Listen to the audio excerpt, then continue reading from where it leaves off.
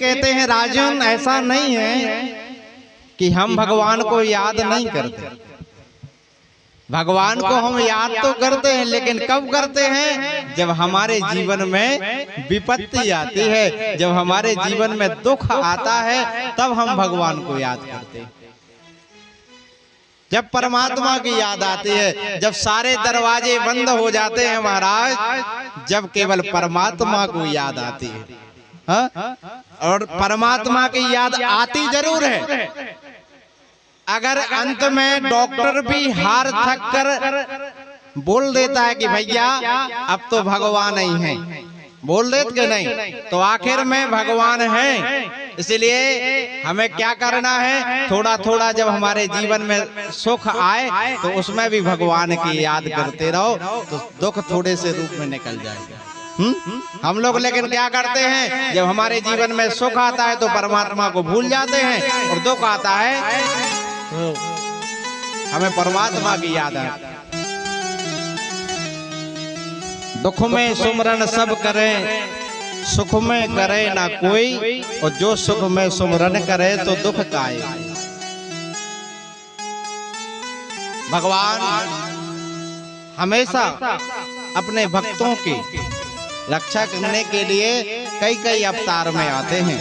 भगवान के 24 अवतार बताए, लेकिन मनुष्य जीवन को जो प्रेरणा दे, केवल 2 अवतार बताए गए। एक कृष्ण अवतार और दूसरा राम अवतार। तो पहले राम जी का चरित्र सुनाया। भगवान के सभी अवतार वंदनीय हैं, परंतु जो है सब अवतार वंदनीय हैं, परंतु मानव चरित्र से जो ज्यादा जुड़े हुए हैं वो केवल 2 अवतार हैं। कौन? राम कृष्ण दो एक हैं, अंतर नहीं निवेश। इनके नयन गंभीर हैं, उनके चपल विशेष। राघवेंद्र सरकार में और बाके बिहारी लाल में केवल थोड़ा सा फर्क है, बाकी चरित्र दोनों का समान है। राघवेंद्र सरकार का चरित्र कैसा है? उनके नयन गंभीर हैं, वो गंभीरता में ही रहे। हाँ? कैसी भी परिस्थिति क्यों ना आई, लेकिन हमेशा वो अपने ऊपर संयमित रहे। और हम सब मानवों को प्रेरणा दी कि जीवन कैसे जीना चाहिए। आप विचार करके देखो कि राम का चरित्र कैसा है। 14 वर्ष का वनवास हो गया और इतनी विकट परिस्थिति आ गई कि पंचवटी से माता सीता को रावण उठा कर ले गया। तो उन्होंने घर पर खबर नहीं भिजवाई अयोध्या में कि हमारे साथ में ये हादसा हो गया। वहीं पर वानर के भालियों की सहायता लेकर इतने बड़े युद्ध को जीत लिया। ये राम का चरित्र है। चाहते तो मदद भी मांग सकते थे, लेकिन स्वयं ने सेना को जो है इकट्ठा किया, वानर भालुओं को इकट्ठा करके, और रावण जैसे महाबली का वध कर जो है सीता को वापस लेकर। ये राम का चरित्र है महाराज। एक राम का चरित्र है कि सूपना खा सुंदर स्वरूप बनाकर आई परमात्मा श्री राघवेंद्र सरकार को रिझाने के लिए, लेकिन कह दिया कि मैं तो यहाँ पर एक पत्नी का व्रत लेकर आया हूँ, और एक पत्नी का व्रत राघवेंद्र सरकार नहीं चलाया महाराज। इसके पहले तो राजाओं की कई पत्नियां होती थी, ये परंपरा एक पत्नी की राघवेंद्र सरकार नहीं चलाई। तो केवल अंतर ऐसे ही है 2। उनके नेत्रों में चपलता है महाराज। वो अपनी नजरों से ही व्यक्तियों को घायल कर देते। उनके नेत्रों में ही जादू है कन्हैया। तो सुखदेव जी कहते हैं राजन, राम कथा तो तुमने संतों के मुंह से कई बार सुन ली, इसलिए हम तुम्हें संक्षेप में सुना रहे राम कथा। क्योंकि जब तक राम कथा नहीं सुनोगे तब तक कृष्ण कथा समझ में नहीं आती। तो सुखदेव जी कहते हैं कि राम का जिस वंश में जन्म हुआ उस वंश का नाम था सूर्य वंश। और सूर्य वंश कहां से चला? नारायण के पुत्र ब्रह्मा, ब्रह्मा के पुत्र मरीचि, मरीचि के पुत्र हुए कश्यप, और कश्यप के पुत्र हुए सूर्य, और सूर्य का एक नाम है विवस्वान। और उनके द्वारा जो पुत्र उत्पन्न हुआ उसे हम कहते हैं वैवस्वत मनु। महाराज मनु महाराज के पुत्र हुए प्रद्युम्न, जो शिव जी के आश्रम में गलती से जाने की वजह से स्त्री बन गए और अंत में उन्हें देह त्यागना पड़ा। वैवस्वत मनु के लिए चिंता हुई तो उनके 10 पुत्र थे, उनमें से एक पुत्र का नाम था सयाति, और सयाति के पुत्र हुए, सयाति के यहाँ पुत्र नहीं हुए, एक कन्या हुई जिसका नाम है सुकन्या। और उसी वंश में आगे हुए अम्बरीश, हरिश्चंद्र आदि कई प्रतापी राजा हुए महाराज। और उसी वंश में भगीरथ हुए, जो सगर महाराज के 60,000 पुत्रों को तारने के लिए मां गंगा को पृथ्वी पर लेकर आए। भगीरथ के पुत्र हुए खटवांग, और खटवांग के पुत्र हुए दीर्घबाहु, और उनके पुत्र हुए रघु, और रघु के पुत्र हुए दशरथ। रघु से ही सूर्य वंश रघुवंश में परिवर्तित हो गया था। तो रघु के पुत्र हुए दशरथ, और दशरथ महाराज बड़े प्रतापी राजा। उनकी 3 रानियां, वो भी उनके यहाँ भी संतान नहीं। दशरथ महाराज जी अयोध्या में वास करते थे, 3 पत्नियां होने पर भी निसंतान थे। वशिष्ठ जी के पास गए और वशिष्ठ जी से कहा कि जो है अब आप ही कोई उपाय बताइए। वशिष्ठ जी ने कहा कि पुत्र कामेष्टि यज्ञ कराओ। सूर्य वंश और चंद्र वंश की विशेषता क्या है? सूर्य वंश में बिना यज्ञ के पुत्र नहीं हुआ, और चंद्र वंश में जिसमें कन्हैया का जन्म हुआ, चंद्र वंश में उसमें बिना झगड़े का विवाह नहीं हुआ। दोनों में जो है फर्क यही है, यहाँ सूर्य वंश में बिना पुत्र कामेष्टि के यज्ञ के जो है पुत्र नहीं हुआ। तो वशिष्ठ जी ने पुत्र कामेष्टि यज्ञ कराया, और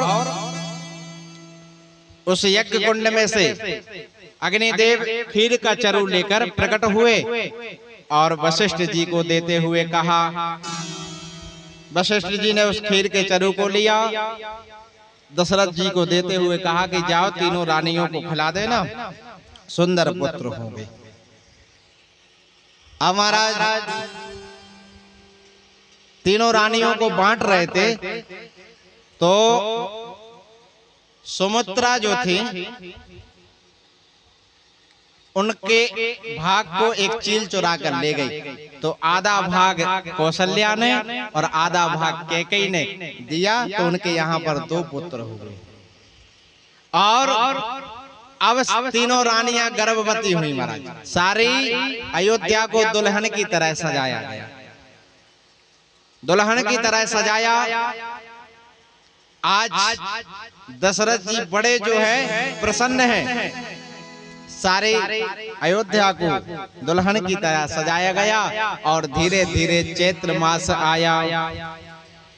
9वीं तिथि मधुमास पुनीता, शुक्ल पक्ष अभिजित हरि प्रीता। चैत्र मास के शुक्ल पक्ष की 9वीं तिथि अभिजित मुहूर्त के दिन के ठीक 12 बजे मेरे राघवेंद्र सरकार का प्राकट्य हुआ। बोलो अवधेश कुमार की जय हो। सशंक चक्रम सकिरीट कुंडलम। कैसे है भगवान? सशंक चक्रम सकिरीट कुंडलम, सफेद वस्त्रम सरसेरोहक्षणम, सहार वक्षस्थल कौस्तुभाश्रयम् नमामि विष्णुं शिरसा चतुर्भुजम्। भगवान माता कौशल्या के कक्ष में प्रकट हो गए महाराज। ऐसी सुंदर झांकी है उनकी, हम लोग भी अपने हृदय में उस झांकी को देख सकते हैं महाराज।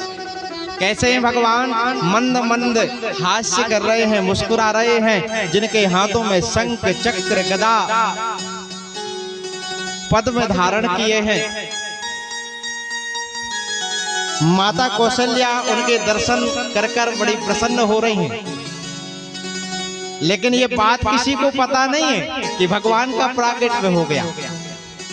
केवल माता कौशल्या को पता है, मंत्री संतरी राजा दशरथ किसी को पता नहीं भगवान प्रकट हो गए। इसीलिए तो कहते हैं केवल कौशल्या को पता है, इसलिए तो कहते हैं कौशल्या हितकारी। माता ने दर्शन किया और भगवान ने कहा कि आपको याद है आपने पूर्व जन्म में कहा था, मेरी तपस्या की थी और कहा था कि चाहूं तुम्हें समान सुत प्रभु सन कवन दुराव, मुझे आप जैसा पुत्र चाहिए।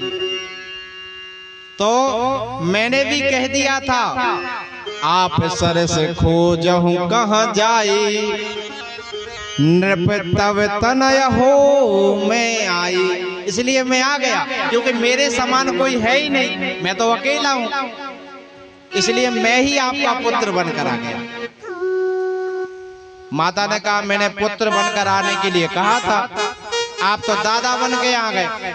बोले वो कैसे महाराज? भगवान ने कहा वो कैसे माता? बोले इतना बड़ा पुत्र होता है क्या? आप तो 8 फुट के हो, पुत्र तो छोटा होता है। बोले अच्छा। तो भगवान ने कहा फिर मैया ने कहा आप छोटे हो जाइए, तो भगवान छोटे हो गए। फिर कहा अब ठीक है मैया। बोले नहीं। बोले अब क्या हुआ? बोले पहले 2 भुजाएं धारण करो। भगवान ने 2 भुजाएं धारण कर ली। बोले अब नग्न हो जाओ, ऐसे थोड़ी कपड़े पहने होता है बच्चा। भगवान नग्न हो गए। बोले अब माता, बोले अब रोने लग जाओ। भगवान रोने लग गए। अब सभी ने भगवान की सुंदर स्तुति की महाराज।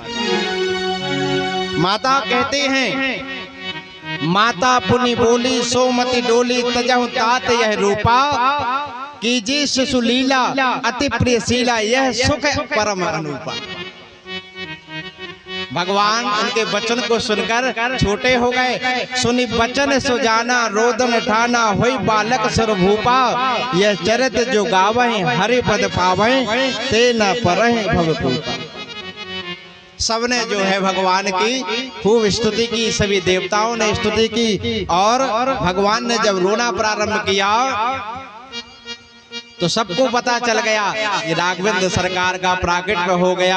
अब महाराज यहाँ से दासी दौड़ी दौड़ी दशरथ जी के पास आई, बोले बधाई हो, कौशल्या के यहाँ पर पुत्र हुआ है। वहाँ से दूसरी दासी दौड़ते बोले बधाई हो महाराज, कैकेयी के यहाँ पर एक पुत्र हुआ है। फिर दौड़ते आई बोले सुमित्रा के यहाँ पर 2 पुत्र हुए। अरे महाराज अब तो खुशी का ठिकाना ना रहा। सारे अयोध्या वासी जो है भगवान के जन्मोत्सव की खुशी में नाचने लगे, गाने लगे महाराज। सभी अयोध्या वासी झूम झूम कर बधाई गीत गाते हैं। अवध घर आनंद भयो जय राजा राम की, अवध घर आनंद भयो जय राजा राम की, अवध घर आनंद भयो जय राजा राम की, अवध घर आनंद भयो जय राजा राम की, जय राजा राम की भाई जय हो बलराम की, जय राजा राम की जय हो राजा राम की, कौशल्या ने लाला जायो जय हो श्री राम की, कौशल्या ने लाला जायो जय हो श्री राम की।